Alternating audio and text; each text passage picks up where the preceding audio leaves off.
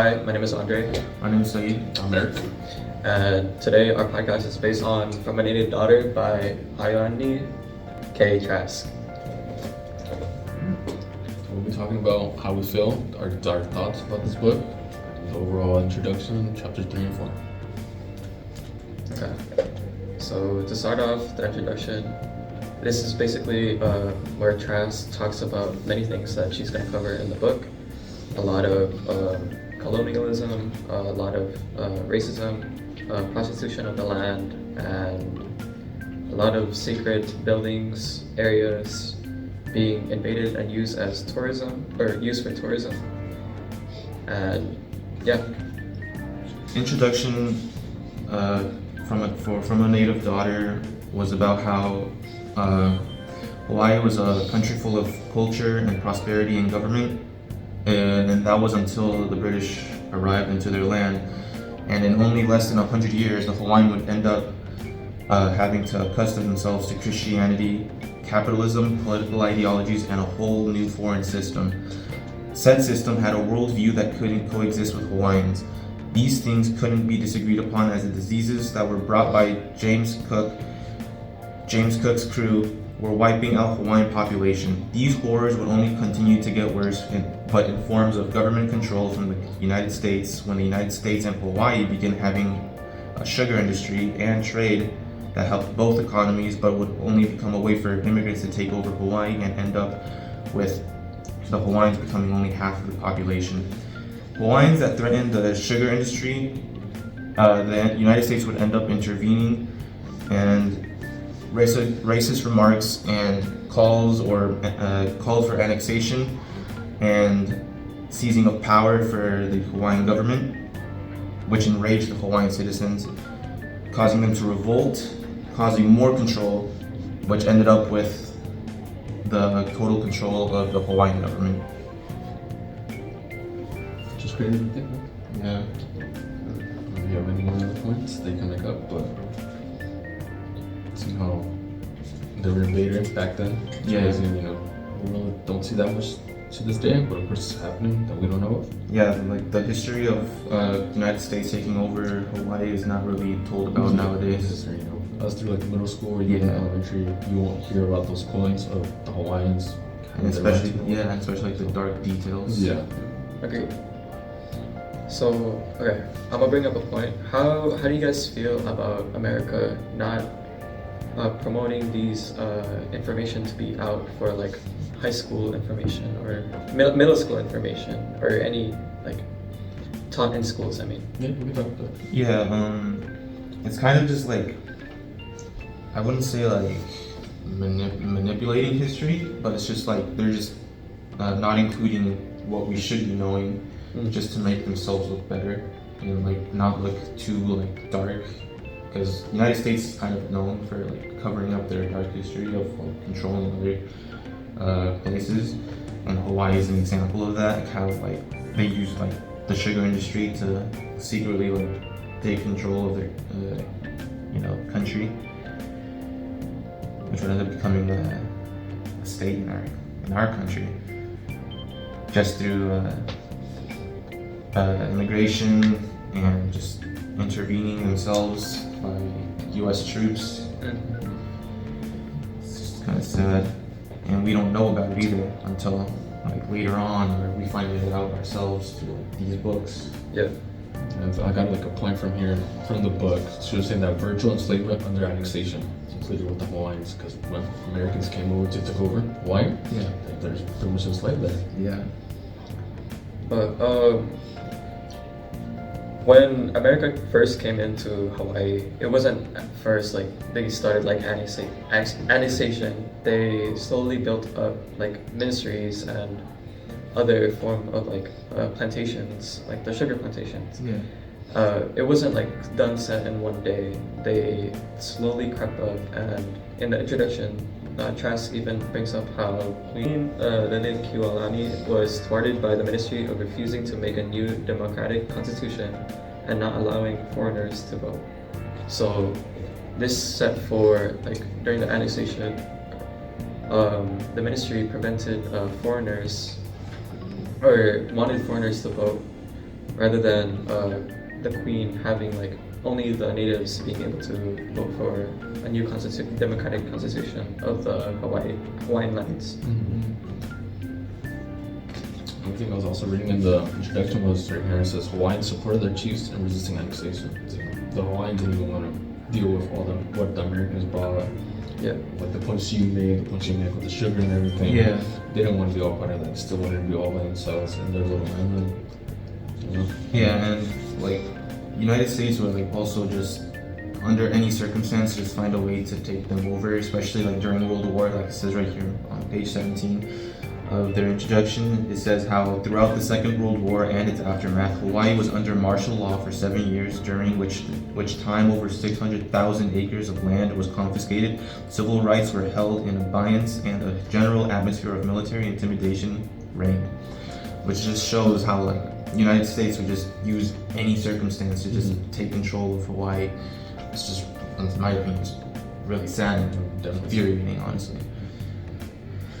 So part 3, the colonial front, historians, anthropologists, and the tourist industry. So in this chapter, I was able to highlight how she was going through, a job with the people, and how she was she felt like she was getting discriminated. A point that I found in the chapter was that she filed a sex and race discrimination grievance against her union because she didn't feel like she, as a Hawaiian, wasn't getting that recognition. That in her state, it was other people. It was the white people that had more control, that had more power to those jobs. I think another thing I highlighted was that right here it says, right here the point I was making, that I was suffering discrimination because of my race and my politics. The chair's early comment that was unqualified only underscored my point. I concluded by saying a letter of intent to hire should be drawn up immediately. So, of course, in our day and age, we suffer a lot from discrimination, so different, everybody does. Yeah. And we see how, some companies are actually make ways for we can hire people of color. Because back then, they didn't care back then. Yeah. You would have your points that, who cares? So I think another point that I was able to make was that she said various faculties tried in a timid and roundabout way to tell him that his behavior was inappropriate, or that her behavior was inappropriate. Yeah. And that's like, supposedly there was a professor that was a Jew, and supposedly she was going after him, but to be honest, I don't know, none of us really know. But let me see. From another point, I think further or in the beginning of the chapter was that, so speaking about the historians on Hawaii, how we learned it, you didn't hear the history. She was saying that it transformed the spiritually based, self-sufficient economic systems of land use and of competency into an oppressive medieval European practice of governing right ownership of common people tied to the search.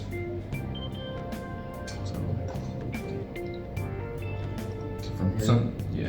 I don't know if you want to point. Just how and the way, because we were talking about how the history that the United States likes to write down is different because of how they normally from what I wrote down is they like to perpetuate myths that aren't even real, and they just ignore from what the actual people of Hawaii say or what they actually think believe in. And it just feels, in my opinion, just really unethical that the researchers that do this history writing do it without the consent of the people, and they just almost have no credit because they're not part of the culture. They don't know what it is to be part of it. No, for sure. And then that was the points that was made. I think some other things that in the chapter that I highlighted was how I think right here that she was saying the chair. This was kind of up in the air. Well, the chair had said that the university rules prohibited me from teaching graduate courses, requirement for tenure, so I was formally made a member of the graduate faculty. It was kind of saying how they didn't put her above. She was still down below against the white people. The white people were still up there, and she was still struggling to be included until, like I said, to graduate. So, other than that, I don't know if you have a point you want to make. So a point that she makes herself was like how you guys mentioned about the histories and stuff. Trask mentions that Hawaiians actually don't like write their histories. They are told through like dances and within their culture rather than like having like it on paper. Yeah. You know. And there's a quote on page 121 where she like towards the end. She says, "Our story remains unwritten. It rests within the culture, which is inseparable from the land. To know this is to know our history. To write this is to write of the land and the people who were born from her." So what Trask is saying is, you can't really get information or like history from like someone outside of Hawaii, like a professor or like anyone like writing history through the lenses of the Western perspective. She mentions that, what she's trying to say is that history can only be seen really through the culture within Hawaii and through the people. And then another point, you know, to add on to that is right here she also said, "It's not merely that Hawaiians are institutionally powerless to decide and how and whether their people and their culture remains should be studied at all." So, you know, again, talking about the Hawaiian studies, how we barely even found out through either middle school, you know, high school, or even elementary, about what the Americans did to the Hawaiians, you know, taking over their land.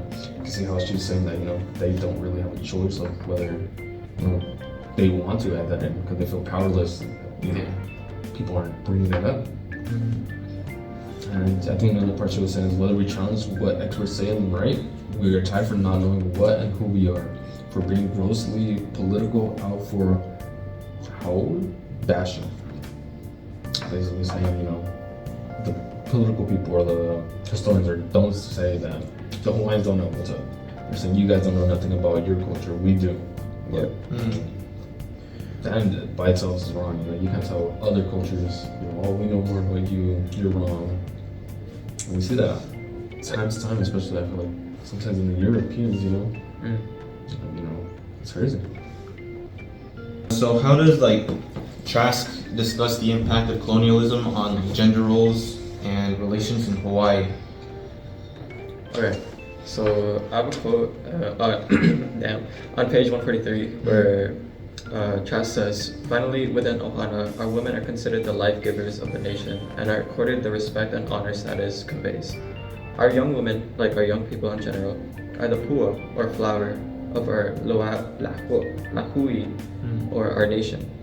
The renowned beauty of our women, especially their sexual beauty, is not considered a commodity to be hoarded by fathers and brothers, but an attribute of our people. Culturally, Hawaiians are very open and free about sexual relationships, although Christianity and organized religion have done much damage to these traditional sexual values."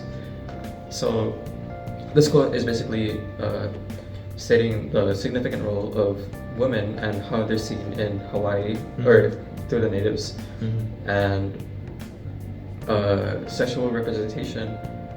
We can see that from the ministry that came from Westerners to Hawaii. We've seen that Christianity has brought a shift into how relationship dynamics should be, or sexual values should be. And anyone? From the next point, you know, the censoring native voices about their culture, and they're actively normally shouted out by romanticization from tourism, which ends up downplaying the systematic issues that Trask is critiquing. Yeah, and like, and that what he was also saying that goes into yours is that the West just normally really likes to downplay everything that has to do with like Hawaiian culture, and that's why like from a native daughter, it just helps us understand U.S. history because it confronts the imperialist legacy that like the mainstream omits. And Trask presents a native perspective that challenges the glorified image of Hawaii as a paradise and shows how exploitation and resistance have shaped it. Like, her work teaches us about the past and equips us to tackle continuing issues as ethnic appropriation and land rights and systematic racism, which makes it still relevant today, huh? Yeah. And adding on to that, back to what I was saying with the prostitution of Hawaii by tourism, like what you guys said with the halua and like the dances, we've seen like how tourism affected the economy of like where natives can choose and pick work. Like for example, like since tourism is a big thing, then a lot of the dances are basically used, like for money. And basically, the way that Hawaiians, or a quote here says, Hawaiians meanwhile have little choice in all this. We can fill up the unemployment lines, enter the military, work in the tourist industry, or leave Hawaii. Increasingly, Hawaiians are leaving not by choice, but out of economic necessity. So, due to a lot of foreigners coming over to Hawaii and staying there, money or lands are raising up, houses are getting more and more expensive, and so Hawaiians have to try and find ways into like filling in that gap of economic stress. And like it just shows that like Westerners just found a way to implement like capitalism into like that you said, the dances, and how like they found a way to like make money off of it, and just like entertainment for the tourists. You see like Hawaii is always highlighted with the hula downs, tikis, or flowers. But that's all from the Western. Of course they have. It was the Western that made it as a big thing.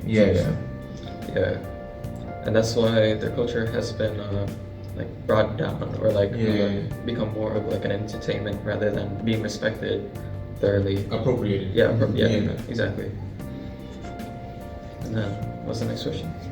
I think we got it down. I finished it off. Oh, nice.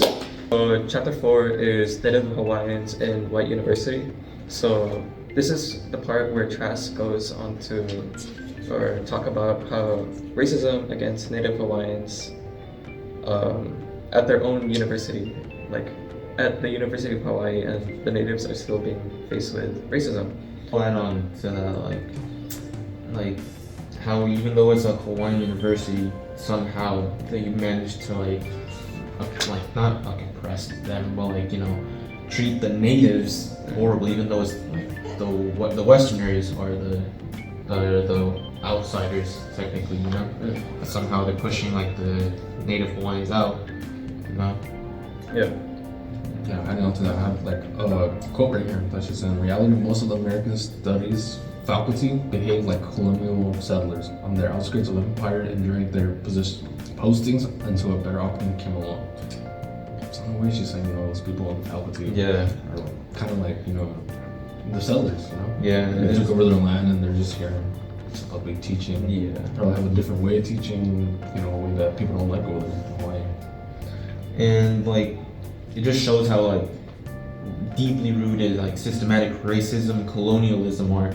Even like they even persist in a place like Hawaii where native culture should be at the forefront, And it's just frustrating and ironic that an institution like the University of Hawaii is just still operated by Western frameworks and marginalized native Hawaiian voices on an indigenous land. Like the bigger picture is missed by a defensive reaction that is shown instead of privilege and historical oppression being acknowledged. The natives should be the ones like at the of priority, because they're the ones that live there. Like the Westerners are the outsiders. They should be the ones like obviously everyone should be treated equally, but instead they're treating the natives poorly through the systematic racism. To add on to that, she was saying, I think right here, this is that she felt like she was treading on whites only territory. On Hawaii, her homeland, the natives' homeland. It's like kind of like infuriating, not gonna lie. Like, imagine just being in a place that should feel like home. Just, you live there just to feel like you're like an outsider. You're getting taken over by colonizers on your own island, your own homeland. I think a quote to add on to what you guys are saying is on page 179, where it's like towards the bottom of the postscript. Trask says, the controversy was actually more physically threatening than I explained in my speech.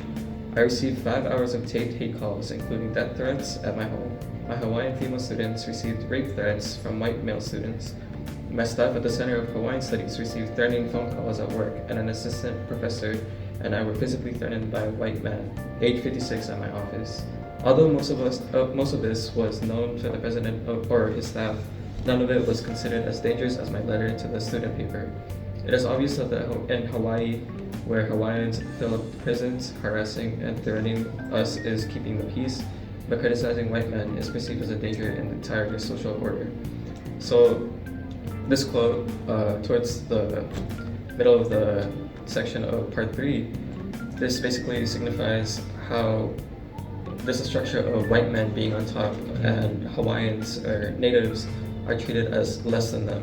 As we can see with like other social problems in America, like back in 1900s. Yeah, it's like just saddening that like they can receive all this like hate and like negative like action towards them, but once they like respond in a way that's like not like peaceful, like they're critiquing the way they're like acting towards them, but that's all of a sudden that's looked at as like threatening. Hatred. Yeah, that's what it's really not. No.